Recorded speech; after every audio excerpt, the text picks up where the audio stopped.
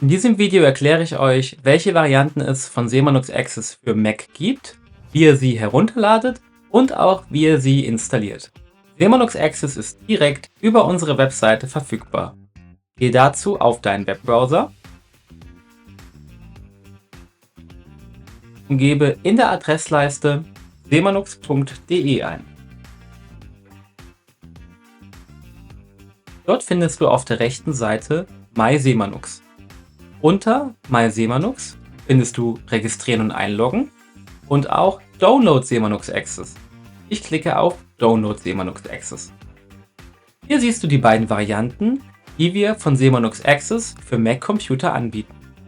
Zum einen eine Variante für Mac-Computer mit Intel-Prozessor und eine Variante für Mac-Computer mit Apple Silicon-Prozessor.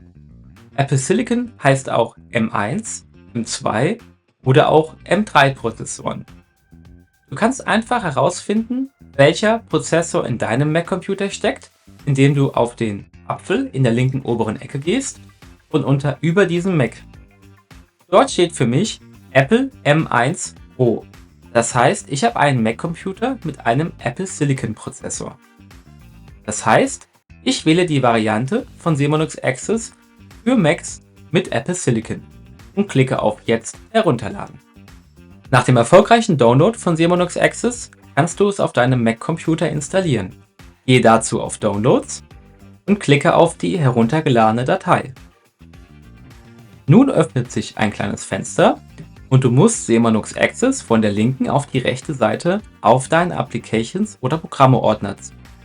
Also, mache einen Linksklick auf Semanux Access, lasse die linke Maustaste gedrückt und ziehe sie herüber auf den Ordner und lasse die Maus wieder los.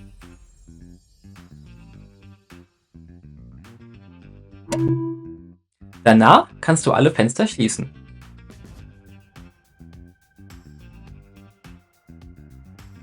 Zuletzt kannst du noch die Installationsdatei von Semanux Access auswerfen.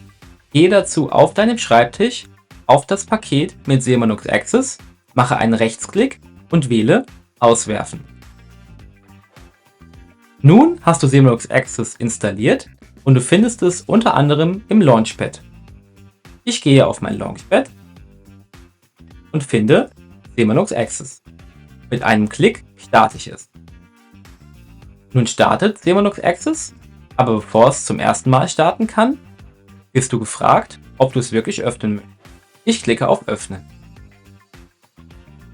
Nun startet Semanux Access und begrüßt dich mit dem Einrichtungsbildschirm. Diesen schauen wir uns im nächsten Video an. Deshalb danke für die Aufmerksamkeit und bis gleich.